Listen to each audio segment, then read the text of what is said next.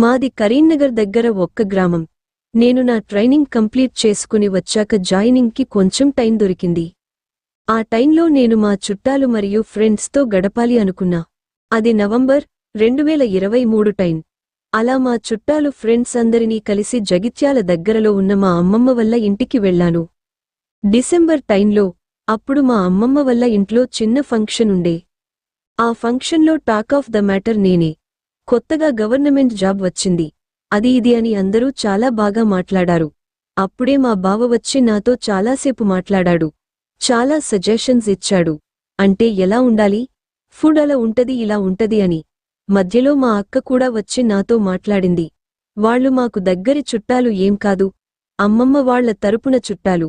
వాళ్లది కూడా అదే ఊరు. అలా ఆ రోజు అందరితో చాలా బాగా మాట్లాడను. అందరితో ఆనందంగా గడిపాను. నైట్ అయ్యాక అందరం కలిసి బయట చలి మంట వేసుకుని కూర్చున్నాం. అప్పుడు మా ఫ్యామిలీ మెంబర్స్ కొత్త పాత అన్ని విషయాలను గురించి మాట్లాడుకుంటున్నారు. మాటలో మాటగా నా పెళ్లి టాపిక్ ని తీసుకొచ్చారు. అన్నకి పెళ్లి చేసి 1 ఇయర్ కూడా కాలేదు, అప్పుడే నా మీద పడ్డారా అని అడిగా.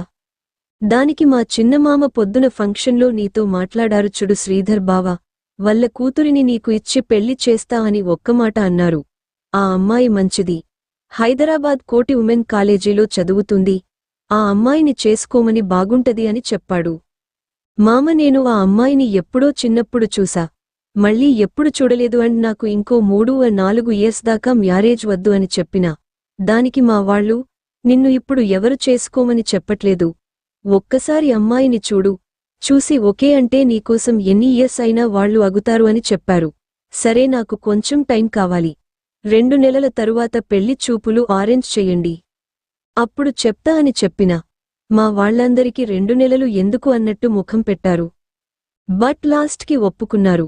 అదే రోజు రాత్రి మా పెద్దమామ కొడుకు విక్కీ దగ్గర నుండి ఆ అమ్మాయి డీటెయిల్స్ తెలుసుకున్నా. ఆ అమ్మాయి పేరు సంజన.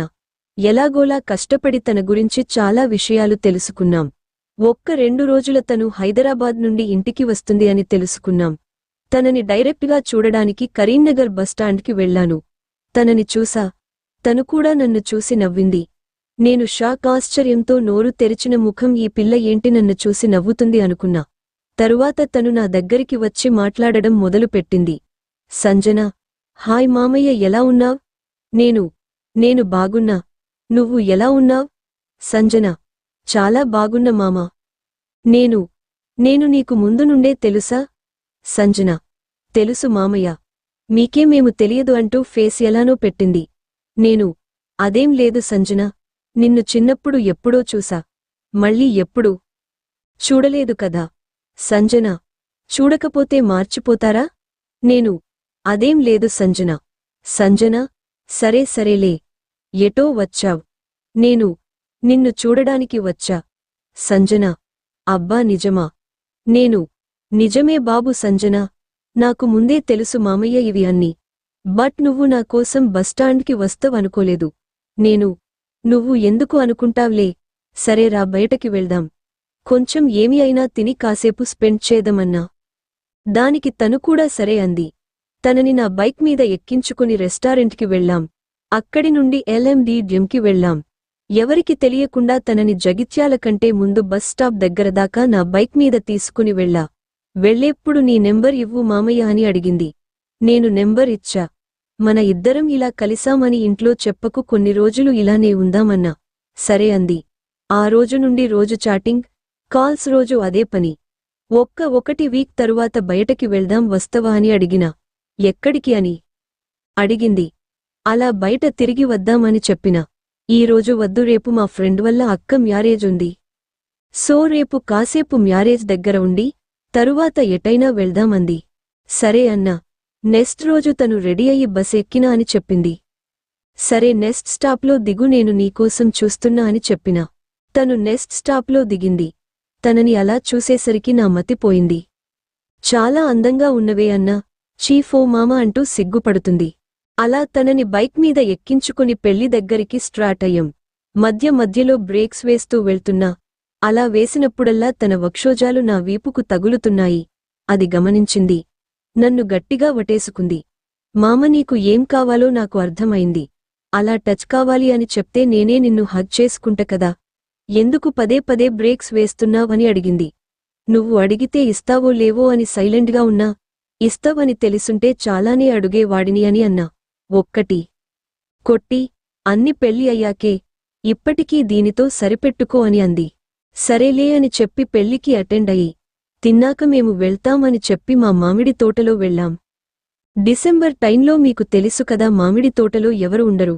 సో అక్కడ కూర్చోని కాసేపు మాట్లాడుకున్నాం. కాసేపు అటు ఇటు తిరిగాం. సంజన నా ముందు నడుస్తుంది, నేను వెనుక వస్తున్నా. నాకు తన నడుము చూస్తే మతిపోతుంది. వెంటనే వెళ్లి వెనుక నుండి తన నడుము పట్టుకుని హగ్ చేసుకున్నా. చీ వదులు మామ, ఎవరైనా చూస్తారు అని విడిపించుకునే ప్రయత్నం చేసింది. బట్ తన వల్ల కాలేదు. తరువాత తన మెడమీద ముద్దులు పెట్టడం మొదలుపెట్టినా. మామ ఎవరైనా వస్తే బాగోదు, వద్దు మామ అంటుంది. ఎవరు రారులే, ఇది సీజన్ కాదు అన్నా. మొదట్లో విడిపించుకునే ప్రయత్నం చేసింది. బట్ ఒక్క 2 నిమిషాల తరువాత తను సహకరించడం మొదలుపెట్టింది. మెల్లిగా నా చేతులు తన వక్షోజాల మీద వేసి డ్రెస్ పైన నుండే నొక్కడం మొదలెట్టాను. హా అంటూ ములుగుతుంది. తనను నావైపు తిప్పుకుని ఫుల్ డీప్గా లిప్లాక్ చేశా. అలా ఒక్క 5 మినిట్స్ కిస్ చేసుకున్నాం. తరువాత తన టాప్ పైకి తీసి బ్రని కూడా తీసి తన వక్షోజాలను నోట్లో పెట్టుకుని స్పృశించడం మొదలుపెట్టా. 2 వక్షజాలు మార్చి మార్చి స్పృశించను. నా తలలో చేతి పెట్టి అదుముకుంటుంది సంజన. మెల్లిగా తన డ్రెస్ నా డ్రెస్ మొత్తం విప్పం. ఒక్క మంచి ప్లేస్ చూసుకుని తనను పైన నుండి కింది దాకా మొత్తం కిస్ చేసుకుంటూ నడుము దాకా వచ్చా. బొడ్డుని ఫుల్గా కిస్ చేసి నా వేళ్లు తన టమాటాలో పెట్టా.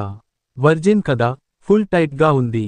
మొదట ఒక్క వేలు పెట్టా, అలా కాసేపు ఫింగరింగ్ చేశాక ఇంకొక్క ఫింగర్ పెట్టా. అది ఏమో నొప్పితో మామ అంటుంది. సరే అని చెప్పి కాసేపు తన టమాటా దగ్గరికి వెళ్లి 2 టమాటా పెదాలు విడదీసి స్పృశించడం మొదలు పెట్టా. చాలా బాగా అనిపించింది ఆ అనుభూతి. తనేమో మెలికలు తిరుగుతోంది. నేను అలా చేసేసరికి, మామ నా వల్ల కావడం లేదు, మొదలు పెట్టురా నన్ను అంటుంది. వెంటనే నా సొరకాయని తన టమాటా పైన పెట్టి రాస్తున్నా. పెట్టడానికి ట్రై చేశా, అసలే వెళ్ళలేదు. అయినా ఇంకొంచెం ట్రై చేశా, కొంచెం వెళ్ళింది. నా పిల్ల కళ్లలో నీళ్లు తిరిగాయి నొప్పితో. అది చూసి అపెదమని బయటకి తీసేశా. తను నన్ను హగ్ చేసుకుని నొప్పితో కొంచెం ఏడ్చింది. నన్ను హగ్ చేసుకుని ఫుల్ కిస్ చేసింది. కాసేపు ఇద్దరం రొమాన్స్ చేసుకున్నాం. తరువాత తనే అడిగింది, పెట్టు మామ నా టమాటాలో అని. వద్దే, నీకు నొప్పి ఉంది కదా అన్నా. ఏం కాదు మామా, నీ సుఖం కంటే నాకు ఏదీ ఎక్కువ కాదు, పెట్టు మామ అన్నది. సరే అని పెట్టిన. మళ్ళీ చాలా టైట్గా సగం వెళ్ళింది. మెల్లిగా స్ట్రోక్స్ ఇవ్వడం మొదలుపెట్టా. అలా చేస్తూ చేస్తూ ఒక్కసారిగా సొరకాయ లోపలికి పెట్టా. అమ్మా అంటూ అరిచింది. వెంటనే లిప్ కిస్ ఇచ్చి అలానే కాసేపు ఆగినా. ఒక్క 2 మినిట్స్ తరువాత మళ్లీ స్ట్రోక్స్ ఇవ్వడం మొదలుపెట్టా. కాసేపు అయ్యాక తనకి నొప్పిపోయి స్వీట్ పెయిన్ మొదలు అయ్యాయి. హా హా హా మామ అంటూ ములుగుతుంది. కాసేపు అలగా వండిన తరువాత తను నడువు విరిచింది. నాకు అర్థమైంది సంజనకి కరింది అని. అప్పటికే నాకు కూడా క్లైమాక్కి వచ్చింది. నేను కారే టైంలో బయటకి తీసేశా. మళ్ళీ ప్రెగ్నెంట్ అయితే ప్రాబ్లం అని. అలా రోజు మొత్తం రొమాన్స్ చేసుకున్నాం. ఇంకొక్క రౌండ్ కూడా అదే తోటలో వేసుకున్నాం.